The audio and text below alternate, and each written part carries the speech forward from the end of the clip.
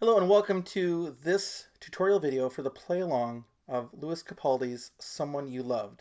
This song was a request from someone on the YouTube comments, and it's been a while since I've been able to get to it, and I finally got it done, so I thought I would finally make a tutorial video for it as I upload the play alongs. So to start off with, I've made a cheat sheet to help me, and if you're interested in that, I'm going to upload this to my blog. The link will be up here, ukestuff.info, and you can download that for free. If you need to, search for Someone You Loved, and it should pop up if it's not at the top of the deal. And I'll also put a link below to the post. So the song is pretty straightforward. It actually only has 2 different strumming patterns and 5 chords. And Lewis Capaldi originally does it in the key of C sharp. So if you're trying to play along with the original song and you're using these chords and you're like, hey, it's not working, you might want to get a capo the first fret, and then it will be okay from that point forward. I'm not sure if they just tune their instruments up a half step or what they do to make it work, but hey, that's okay. That's what's happening, and that's why it might sound off. So first of all, we'll look at the chords you need with the key of C that we're in. And for this, I'm going to use my sopranino, or actually it's a sopranissimo. It's my Ohana, I always forget what it is, TTPK-25G. It's a gloss solid mahogany sopranissimo ukulele. It's very, very small. In fact, here's my outdoor ukulele. This is my soprano. Look at how it's dwarfed by my soprano. That's kind of fun.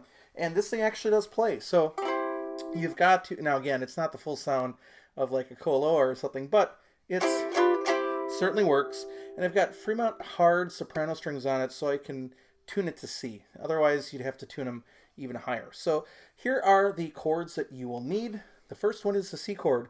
Third finger goes on the first string, 3rd fret. The second chord you'll need is the G chord.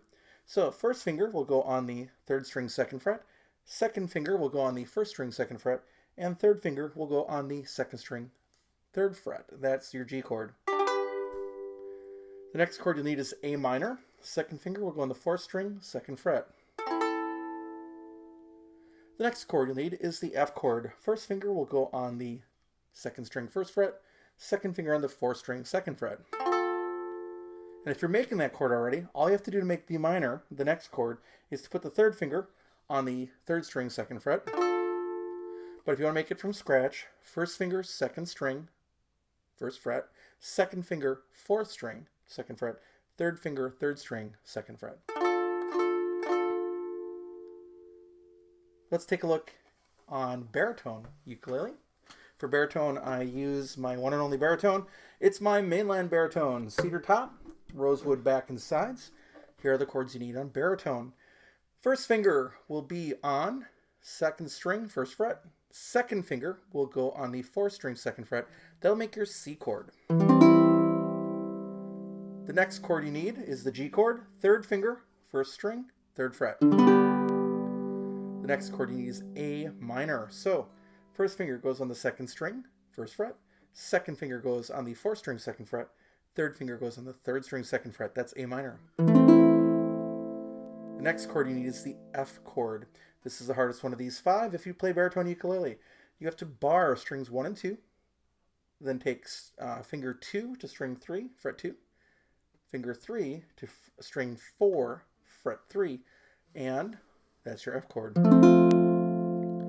Again, try to work on not pressing down too hard to make that chord work. And occasionally you might get a buzz, and you know what? It's okay, because nobody get hurt if there's a buzz.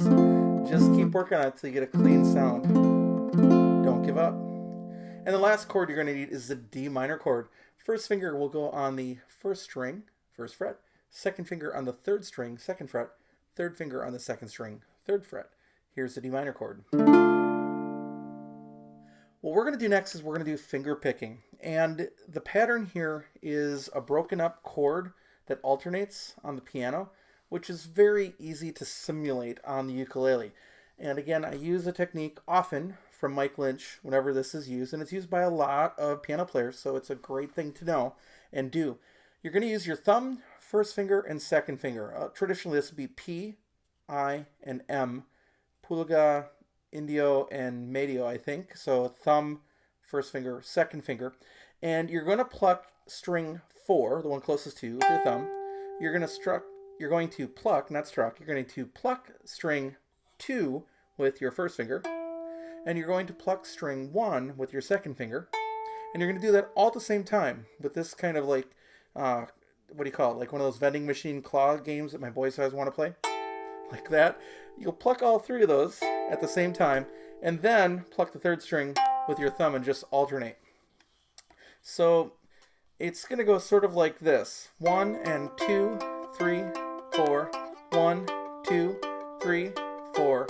1, 2, 3, 4. 1, 2, 3, 4. So let's do that really slowly. We'll follow that 1 chord per measure. Let's do it slowly. 1 and 2 and 3 and 4 and 1 and 2 and 3 and 4. G chord, 2 and 3, 4. A minor chord. Now the F. And that's a really useful strum or picking thing to do a lot of times. So learn it. And in a lot of these videos, you'll see me recommend it. So let's try that again a little faster. 1 and 2 and 3 and 4 and...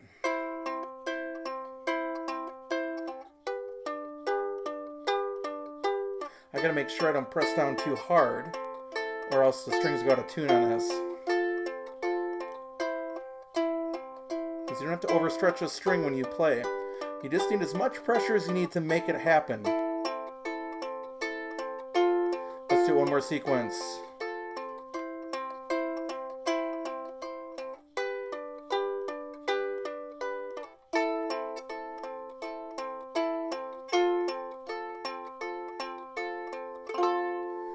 Now, how about if I switch over to baritone, and I'll show you that same thing. Now, baritone traditionally has a low D. Some ukuleles that are GCEA do as well. But it changes things when you have that low G, but I'll just show you what this sounds like, and I'll do my best. And again, if I mess up with the F chord, I'm just going to keep going. So that's my suggestion to you, is that if you're struggling with that F chord, if you don't hit it sometimes, just keep going. That's all you got to do. So let's do it. Here we go. 1 and 2 and 3 and 4 and...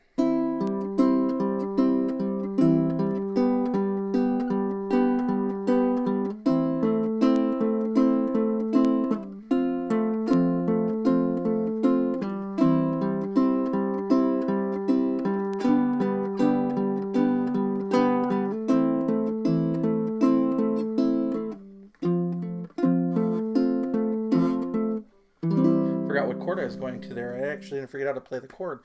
Now, what's really kind of cool about that is as you got that going, you'll hear that same kind of drone that happens on the piano with that single note, just like it does in the recording.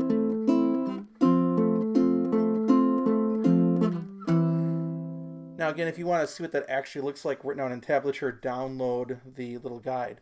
Now, at the very end of the song, and at the middle, kind of for about a half, or actually about 10 seconds, there's also some single strums. And I'm not going to tell you really what to do with a single strum. You can choose what you want to do. You can use your thumb, which is what I do a lot because it's a kind of a thicker sound than your finger, you know, with that nail kind of getting in there. You could use a felt pick. You could use a leather pick. You could use a plastic, but generally people don't do that on ukulele. We don't have pick guards and things, so generally it's leather or felt. But this is what that would sound like. 1, 2, 3, 4. 1, 2, 3, 4. 1, 2, 3, 4. 1, 2, 3, 4. Now, if you say you've heard that chord progression before, yeah, you have. It's that same 4-chord progression that, like, Axis of Awesome made the 4-chord song out of. Now, there is a part, I think the bridge, where they add a D minor in there and change it up a little bit, but it's not for very long. And again, it's just using the finger picking, I believe, through that part. So let's do it on C, our GCEA instrument, actually. And let's do that same little sequence. 1, 2, 3, 4. 2, 3, 4. 2, 3, 4. 2, 3, 4. 2, 3, 4. So that's it. That's pretty much all you need to know to be successful with Someone You Loved by Lewis Capaldi. We'll catch you next time.